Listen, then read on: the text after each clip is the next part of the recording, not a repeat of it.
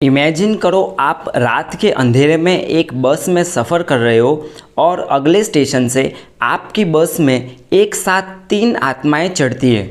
सोचकर ही रूह कांप जाती है, राइट। ऐसे ही कुछ घटना हमारे पड़ोसी देश चाइना के पाटनगर बीजिंग में सन 1995 में हुई थी, जिसके बाद से आज तक चाइना के लोग रात में उस रास्ते से सफ़र करने में डरते हैं। नमस्कार दोस्तों, स्वागत है आप सभी का हमारी चैनल डार्क क्राइम्स पर। आज के इस वीडियो में हम लोग बात करेंगे चाइना की एक भूतिया बस और उसमें सवार 3 आत्माओं के बारे में। तो वीडियो को अंत तक ज़रूर देखना और पसंद आए तो लाइक करने के साथ साथ सब्सक्राइब भी ज़रूर कर लेना। 14 नवंबर 1995 की रात चीन के पाटनगर बीजिंग के युआंग मिन युआन बस स्टेशन से बस नंबर 375 अपनी रोज़ की सफ़र के लिए निकलती हैं। इस बस को 16 किलोमीटर का रास्ता तय करके जियांगशान बस स्टेशन पर पहुंचना है, जिसे फ्रेग्रेंट हिल्स के नाम से भी जाना जाता है। बस ने जब युआंग मिन युआन बस स्टेशन छोड़ा तब बस में कई सारे मुसाफिर थे। जैसे जैसे अगला बस स्टैंड आता गया वैसे वैसे बस में बैठे मुसाफिर कम होते गए। एक पॉइंट पर बस में सिर्फ 2 लोग बचे थे, एक ड्राइवर और एक महिला कंडक्टर। अगले स्टेशन से 4 और लोग बस में सवार होते हैं, जिसमें एक कपल, एक बूढ़ी महिला और एक जवान 17-18 साल का लड़का।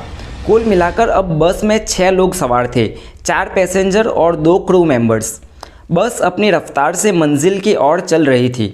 नवंबर की सर्दी की रात थी, हर तरफ सन्नाटा था। इस सन्नाटे को चीरती हुई बस अपनी मंजिल की ओर आगे बढ़ रही थी। जियांगशान स्टेशन से 4 स्टेशन पहले बस ड्राइवर ने 2 लोगों को बस का इंतज़ार करते हुए देखा। उसे पता चल गया कि ये दोनों पैसेंजर थे जो बस का इंतज़ार कर रहे थे। उसने उन दोनों के लिए बस को रोका। जब ड्राइवर ने बस को रोका तो ये दोनों बस के पीछे के दरवाजे से बस में दाखिल हुए। जब ये लोग बस में दाखिल हो गए तब पता चला कि ये असल में 2 नहीं 3 लोग थे। तीसरा बंदा इसलिए नहीं दिखाई दे रहा था क्योंकि वो इन दोनों के बीच में था और ठीक से खड़ा भी नहीं हो पा रहा था। इस तीसरे बंदे ने दोनों को कंधे पर से सहारा ले रखा था। तीनों मुसाफिरों ने अजीब से ट्रेडिशनल चाइनीज़ कपड़े पहन रखे थे, जो कि उनको और ज़्यादा डरावना दिखा रहे थे। अंधेरे की वजह से उनके चेहरे नहीं दिखाई दे रहे थे। जिस तरीके से ये लोग बस में दाखिल हुए और जिस हिसाब के कपड़े उन्होंने पहन रखे थे, ये देखकर बस में बैठे बाकी के मुसाफिर थोड़ा सा डर गए। बस अपनी मंजिल की ओर आगे चल रही थी। बस के अंदर डर से बड़ा सन्नाटा छाया हुआ था। अगले स्टेशन पर बस में बैठा कपल भी उतर गया। अब बस में कुल 7 लोग बचे थे, एक बुढ़िया, एक वो जवान लड़का और वो 3 अजीब से दिखने वाले मुसाफिर। उनके साथ एक ड्राइवर और एक कंडक्टर। बूढ़ी औरत बस के अंदर बीच के हिस्से में एक सीट पर बैठी हुई थी, जिसके ठीक आगे वो जवान लड़का बैठा हुआ था और वो तीनों अजीब से दिखने वाले मुसाफिर बस के पीछे के हिस्से में बैठे हुए थे। वो बूढ़ी औरत शायद सबसे ज़्यादा डरी हुई थी। वो बार बार मुड़कर पीछे देख रही थी और हर बार और ज़्यादा डर रही थी। कुछ देर आगे चलने के बाद अचानक से वो बूढ़ी महिला अपनी जगह से खड़ी हुई और ज़ोर ज़ोर से चिल्लाने लगी, चोर चोर, इस लड़के ने मेरा पर्स चोरी कर लिया। अचानक से वो इस इल्ज़ाम से वो लड़का भी डर गया। फिर वो भी खड़ा हुआ और कहने लगा कि वो बुढ़िया की आगे की सीट पर बैठा हुआ है, वो कैसे चोरी कर सकता है। पर वो बुढ़िया उस लड़के की एक सुनने वाली नहीं थी, वो लड़के पर चिल्लाए जा रही थी। बुढ़िया की आवाज़ सुनकर बस कंडक्टर पीछे की तरफ आ गई और बुढ़िया को चिल्लाने का कारण पूछने लगी। बुढ़िया ने बताया कि इस लड़के ने मेरा पर्स चोरी कर लिया है। वो कंडक्टर भी बुढ़िया को समझाने लगी कि शायद आप अपना पर्स घर पर ही भूल गई हो या लेकर ही नहीं आई हो, पर यह लड़का आपका पर्स चोरी नहीं कर सकता। बुढ़िया ने किसी की एक नहीं सुनी। वो उस बस कंडक्टर को अगले बस स्टेशन पर बस को रोकने के लिए कहती हैं। वो कहती हैं कि हमें अगले स्टेशन पर उतार दो, मैं इस लड़के को पुलिस स्टेशन ले जाना चाहती हूँ। अगला स्टेशन आते ही ड्राइवर बस को रोकता है और वो बूढ़ी महिला उस लड़के के साथ बस से उतर जाती है। बस अपने आगे के सफ़र के लिए निकल जाती है। स्टेशन पर उतरते ही लड़का उस बुढ़िया से गुस्से में कहता है कि यहाँ कौन सा पुलिस स्टेशन है जो आपने मुझे यहाँ उतार दिया। आपकी वजह से मेरी आखिरी बस चली गई, अब मैं कैसे घर जाऊँगा। इसके जवाब में वो बूढ़ी औरत बताती हैं कि यहाँ कोई पुलिस स्टेशन नहीं है। मैंने तुझे चोरी के लिए बस से नहीं उतारा, बल्कि मैंने तेरी जान बचाई है। जान बचाई है? लड़का ये सुनकर कुछ उलझन में पड़ जाता है। वो उस बूढ़ी औरत से पूछता है कि क्या मतलब जान बचाई है।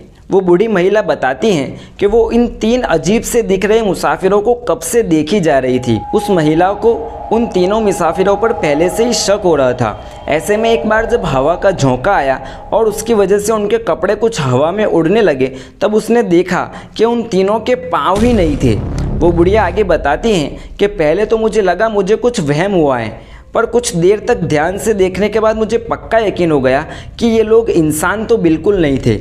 मुझे लगा ये तीनों शायद भूत थे और इनसे मुझे अपने आप को और तुझे भी बचाना था। इसलिए मैंने पर्स चोरी का इल्ज़ाम तुझ पर लगाया ताकि इसी बहाने हम दोनों बस से नीचे उतर जाए। उस बूढ़ी औरत की बातें सुनकर वो लड़का पूरी तरह से सहम गया था। वो उस बूढ़ी औरत से कहता है कि अगर ये बात थी तो फिर उन्होंने उस महिला कंडक्टर को ये बात क्यों नहीं बताई। इसके जवाब में वो बूढ़ी महिला बताती हैं कि मैंने कंडक्टर को बताने की कोशिश की, पर कंडक्टर ने उसे बुढ़िया का वहम बताकर बात को टाल दिया। अब उस लड़के ने उस बूढ़ी महिला से कहा कि अब आगे क्या करेंगे। उस बूढ़ी महिला ने बताया कि उन्हें पुलिस स्टेशन में जाकर पुलिस को सब बता देना चाहिए। दोनों नज़दीक के पुलिस स्टेशन में जाते हैं और पुलिस को पूरी घटना के बारे में बताते हैं। पुलिस ने उनकी बात तो सुनी पर रिपोर्ट नहीं लिखी। पुलिस ने भी इस बूढ़ी महिला की बात को सीरियसली नहीं लिया, जिसके बाद वो बूढ़ी महिला और वो लड़का अपने घर चले गए। 15 नवंबर की सुबह जियांशान बस स्टेशन के स्टेशन मास्टर को पता चलता है कि बस नंबर 375 जो युआंग मिन युआन बस स्टेशन से निकलकर जियांगशान यानी फ्रैग्रेंट हिल्स स्टेशन पर पहुंचने वाली थी, वो अभी तक नहीं पहुंची। हालांकि बस को तो रात को ही पहुंच जाना था। बहुत ढूंढने पर भी बस का कुछ पता नहीं चल सका। इतना ही नहीं, बस के साथ साथ बस के ड्राइवर और कंडक्टर के बारे में भी कोई जानकारी नहीं थी। जब बहुत ज़्यादा ढूंढने के बाद भी बस का कुछ सुराग नहीं मिला तो बस स्टेशन ऑफिशियल्स ने आसपास के सभी पुलिस थानों में बस के लापता होने की कंप्लेंट दर्ज करवाई। जब ये कंप्लेंट उस पुलिस स्टेशन तक पहुंची जहां वो बुढ़िया और लड़का अगली रात पहुंचे थे, तो उस पुलिस स्टेशन के ऑफिसर्स को कुछ एहसास हुआ। उन्होंने उस बूढ़ी महिला और उस लड़के को पुलिस स्टेशन बुलाया और उनका पूरा बयान दर्ज किया। बस नंबर 375 के लापता होने की न्यूज़ पूरे बीजिंग में फैल गई। लोगों में डर और जिज्ञासा का माहौल फैलने लगा। उसी रात उस बूढ़ी महिला और उस लड़के ने लाइव टीवी पर इंटरव्यू भी दिया और पूरी कहानी बीजिंग के लोगों को सुनाई। इंटरव्यू के बाद बीजिंग में डर का माहौल और भी बढ़ गया। 2 दिन बाद 16 नवंबर को फ्रैग्रेंट हिल्स से 100 किलोमीटर दूर मियान नदी से बस नंबर 375 पानी में डूबी हुई हालत में मिली। जब बस को पानी से बाहर निकाला गया और उसकी जांच की गई तो बस में से 5 लाशें बरामद हुई। इन 5 लाशों में भी कुछ अजीब किस्म के रहस्य छुपे हुए थे। 5 लाशों में से 2 लाशें तो क्रू मेंबर्स की थी, जिसमें ड्राइवर और एक महिला कंडक्टर थी, और बाकी की 3 लाशें वो अजीब से दिखने वाले मुसाफिरों की थी। 5 लाशों में से 2 लाश तो बिल्कुल ठीक ठाक थी, पर जो 3 पैसेंजर्स की लाशें थी वो बुरी तरह से सड़ी हुई थी। देखने से ऐसा लग ही नहीं रहा था कि इन तीनों की मौत 2 दिन पहले हुई हो। ऐसा लग रहा था जैसे उनकी मौत को बहुत लंबा अरसा बीत गया हो। जब जियांगशान बस स्टेशन के ऑफिशियल्स को ये बात बताई गई कि बस फ्रैग्रेंट हिल्स से 100 किलोमीटर दूर पाई गई है, तो उन्होंने बताया कि ये मुमकिन ही नहीं हो सकता। बस में इतना डीजल ही नहीं होगा कि वो 100 किलोमीटर दूर तक जा सके। जब इस बात की पुष्टि के लिए बस के फ्यूल टैंक को खोला गया तो उसके फ्यूल टैंक में डीजल के बजाय पूरा डीजल टैंक खून से भरा हुआ था। इस घटना की ठीक से तफ्तीश करने के बाद बहुत सारे सवाल सामने आए, जिसका जवाब आज तक किसी को नहीं मिला। जैसे कि कौन थे वो 3 रहस्यमय मुसाफिर जो बस में दाखिल हुए थे। इन तीनों मुसाफिरों की मौत हुए सिर्फ 2 दिन हुए थे। इन 2 दिनों में इनकी लाश आखिर इतनी ज़्यादा कैसे सड़ गई। क्या वो 3 मुसाफिर भूत थे या भूतों ने इन तीनों लाशों पर अपना कब्जा कर रखा था।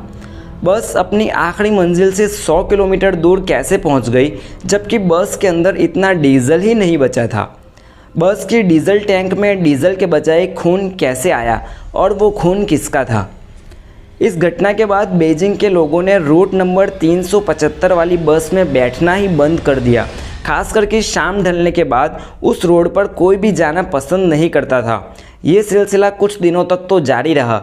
धीरे धीरे लोग इस घटना को भूल गए, पर आज भी इस घटना को याद करके बीजिंग के लोगों में डर की एक लहर फैल जाती है।